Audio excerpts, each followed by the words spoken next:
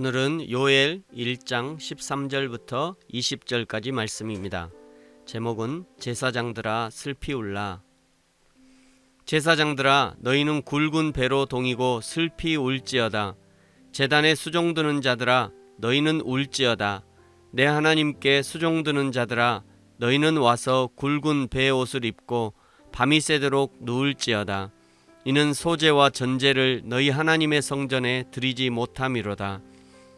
너희는 금식일을 정하고 성회를 소집하여 장로들과 이 땅의 모든 주민들을 너희 하나님 여호와의 성전으로 모으고 하나님께 부르짖을지어다. 슬프다 그 날이여, 여호와의 날이 가까웠나니 곧 멸망같이 전능자에게로부터 이르리로다. 먹을 것이 우리 눈앞에 끊어지지 아니하였느냐? 기쁨과 즐거움이 우리 하나님의 성전에서 끊어지지 아니하였느냐? 씨가 흙덩이 아래에서 썩어졌고 창고가 비었고 곡간이 무너졌으니 이는 곡식이 시들었음이로다.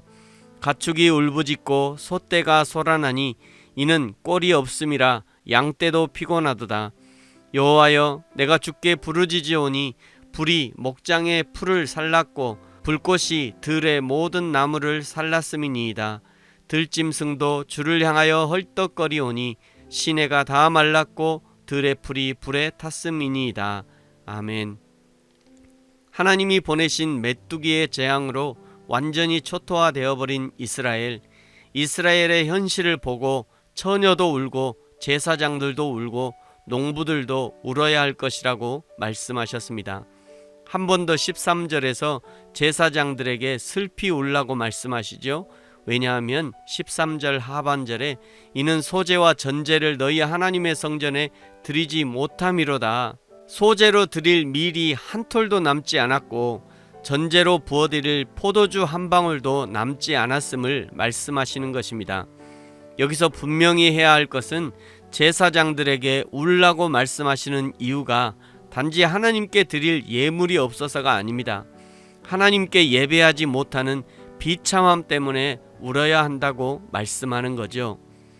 구약에서 예배와 예물은 불가분의 관계였습니다. 출애굽기 23장 15절 너는 무교병의 절기를 지키라. 내가 네게 명한 대로 아비벌의 정한 때에 7일 동안 무교병을 먹을지니 이는 그 달에 내가 애굽에서 나왔음이라. 빈손으로 내게 보이지 말지니라.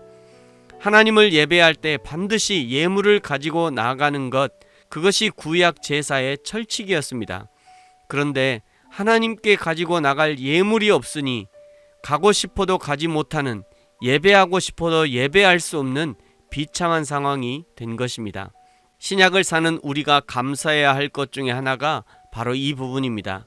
히브리서 9장에서 예수님이 구약에서 요구하시는 제사에 관한 규례를 완성하셨다고 분명하게 증언하시죠. 히브리서 9장 12절 말씀, 염소와 송아지의 피로 하지 아니하고 오직 자기의 피로 영원한 속죄를 이루사 단번에 성소에 들어가셨느니라. 구약 제사에 반드시 필요했던 예물이 이제 예수 그리스도의 속죄의 공로로 대체된 것입니다. 그러므로 신약을 사는 우리가 하나님 앞에 갈 때 반드시 가져가야 하는 것이 바로 이 예수 그리스도의 속죄의 은혜입니다. 사랑하는 성도 여러분, 저와 여러분이 예배할 때마다 이 예수님의 은혜를 붙들어야 할 이유가 바로 이것입니다. 저와 여러분이 하나님의 이름을 부를 때마다 반드시 기억해야 할 것이 바로 이 예수님의 십자가 공로이죠. 제사장들에게 슬피 울 것을 말씀하시면서 14절은 금식일을 정하고 성회를 소집하고 지도자들과 주민들을 성전으로 모으고 하나님께 부르짖으라고 말씀합니다. 15절부터 18절까지 내용으로 부르짖으라는 것이죠. 지금 하나님이 내리신 진노가 무엇인지 정확하게 보라는 것입니다. 왜 하나님이 이런 진노를 내리셨는지 그 이유와 원인을 찾으라는 것이죠. 회개는 자기 죄를 정확하게 보고 인식한 사람만이 회개가 가능합니다. 죄를 반복해서 짓는 사람의 특징은 자기 죄를 정확하게 인식하지 못한 채 당장 내리시는 하나님의 심판이 무서워 일단 빌고 보는 형식으로 회개를 하니 비슷한 상황과 형편이 되면 또다시 죄를 짓는 것입니다.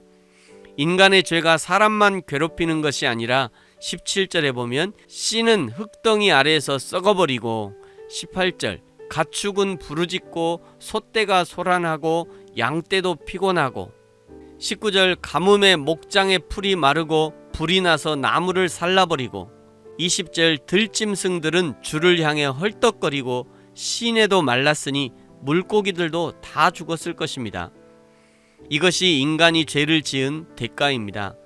아담의 죄가 전 지구적 재앙을 불러온 것이고 이스라엘의 죄가 이스라엘 땅과 동물, 식물들까지도 고통으로 몰아넣은 것입니다. 그래서 로마서 8장 19절에 하나님의 아들들이 나타나는 것을 피조물이 고대한다고 말씀하시는 것이죠. 사람이 회복이 되어야 천하 만물도 하나님의 창조하신 원형의 모습으로 회복될 수 있기 때문입니다. 저와 여러분이 오늘 예수 그리스도를 믿는 복음의 사람으로 온전히 회복되어져서 나와 관계된 세상 모든 것들, 가족과 이웃과 사회와 자연까지도 회복의 은혜를 누리게 되기를 예수님의 이름으로 축복합니다. 아멘. 기도하겠습니다. 하나님 아버지 감사합니다.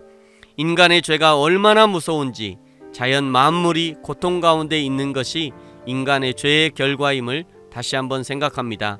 나 한 사람이 복음의 은혜로 하나님의 사람으로 온전히 회복될 때 가족과 이웃과 사회와 자연 만물까지도 회복의 은혜를 누릴 수 있다는 것을 기억하고 날마다 죄에서 벗어나 하나님의 은혜로 살아가는 개인이 되어질 수 있도록 성령님 인도하여 주옵소서. 감사합니다. 예수님의 이름으로 기도합니다.